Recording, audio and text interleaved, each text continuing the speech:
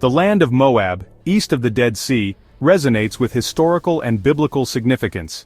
This ancient kingdom, known for its rugged terrain and distinctive culture, played a prominent role in the narratives of the Old Testament. Today, the region of Moab falls within modern Jordan, specifically the Karak and Madaba governorates.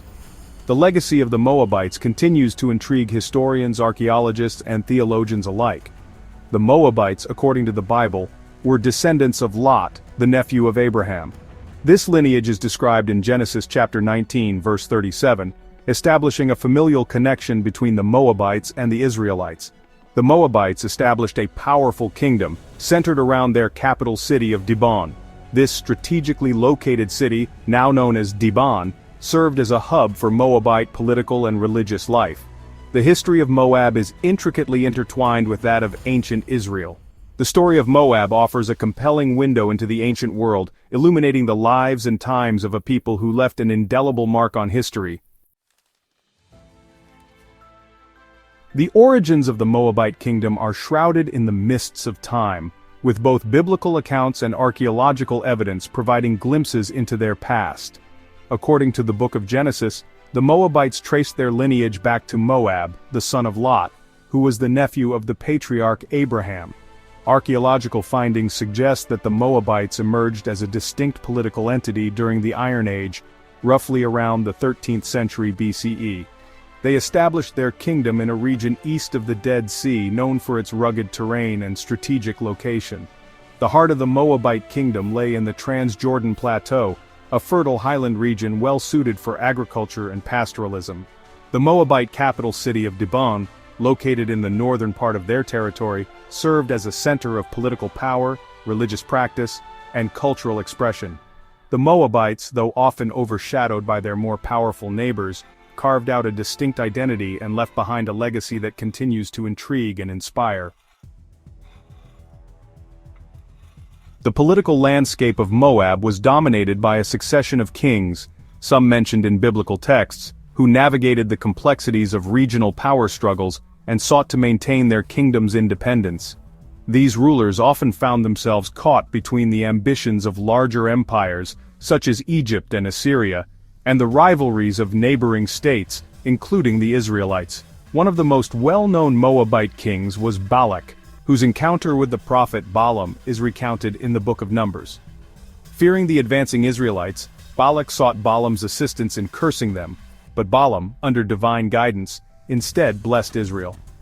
Another prominent Moabite king was Eglon, who ruled during a period of Moabite dominance over Israel. The book of Judges describes how Eglon oppressed the Israelites for 18 years until Ehud, a left-handed Benjamite, assassinated him, leading to Israel's liberation. The most celebrated Moabite king was undoubtedly Mesha, who reigned in the 9th century BCE. Mesha led a successful revolt against Israelite domination, as recorded in both the Bible and on the famous Mesha Stele, a Moabite inscription discovered in Dibon. The religious landscape of Moab was dominated by the worship of Chemosh, their national deity, who held a central place in their pantheon and played a significant role in their political and social life. Chemosh, often depicted as a warrior god, was revered as the protector of the Moabites, the provider of fertility, and the guarantor of victory in battle. The worship of Chemosh was characterized by elaborate rituals and offerings, conducted at sanctuaries and high places scattered throughout the Moabite territory. Animal sacrifices including sheep, goats, and cattle were common offerings, presented to Chemosh as a means of demonstrating devotion and seeking his blessings. One of the most controversial aspects of Moabite religion as portrayed in the Bible was the practice of human sacrifice, particularly child sacrifice. The Moabites, like many ancient Near Eastern cultures, embraced a polytheistic worldview, acknowledging the existence of multiple deities. Section 5. A tumultuous relationship, Moab and Israel.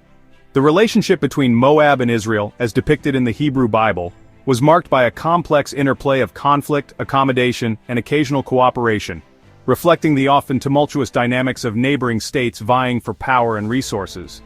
Despite their shared ancestral roots, stemming from the patriarch Terah, the Moabites and Israelites found themselves frequently at odds, engaging in territorial disputes, political rivalries, and religious clashes. One of the earliest recorded encounters between Moab and Israel involved the Moabite king Balak's attempt to curse the Israelites, who were encamped on his borders during their exodus from Egypt. Balak hired the prophet Balaam to pronounce curses upon the Israelites, but Balaam, under divine inspiration, instead uttered blessings, much to Balak's dismay. During the period of the Judges, Moab, under King Eglon, subjugated the Israelites for 18 years. However, the Israelite judge Ehud, in a daring act of assassination, killed Eglon, freeing his people from Moabite oppression. King David, after establishing a unified Israelite kingdom, clashed with the Moabites, ultimately subduing them and imposing tribute. Despite the prevalence of conflict, there were instances of peaceful coexistence and even cooperation between Moab and Israel. Section 6. Unearthing the Past. Archaeological discoveries in Moab. Archaeological explorations in the land of Moab have unearthed a treasure trove of artifacts and structures, shedding light on the material culture, religious practices, and daily life of this ancient kingdom. Excavations at key sites like Dibon, Kerbat Ataruz, and Tal Dibon have provided invaluable insights into Moabite history, corroborating biblical accounts and offering new perspectives on their civilization. One of the most remarkable discoveries in Moabite archaeology is the Mesha stele, also known as the Moabite stone. Unearthed in Dibon in 1868, this inscribed stone monument, dating back to the 9th century BCE, bears a lengthy inscription in the Moabite language, which is closely related to Hebrew. The inscription, commissioned by King Mesha, recounts his military victories over the Israelites, provides insights into Moabite religion, and mentions several biblical figures and places. Another significant archaeological site is Kerbat Ataruz, identified with the biblical city of Ataroth. Excavations at this site have revealed an Iron Age Moabite sanctuary, complete with altars, offering stands, and a large quantity of pottery and animal bones, indicating a long period of religious activity. Section 7. Modern Moab, Central Jordan today. The ancient land of Moab, steeped in biblical history, has transformed over the millennia into a region of modern Jordan, encompassing the governorates of Karak and Madaba.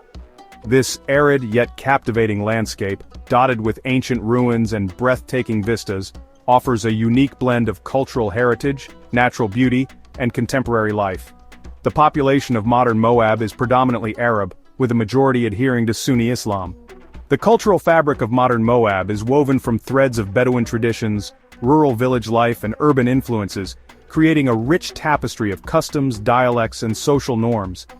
The economy of modern Moab relies heavily on agriculture, with farmers cultivating crops such as olives, figs, grapes, and barley in the fertile valleys and plateaus.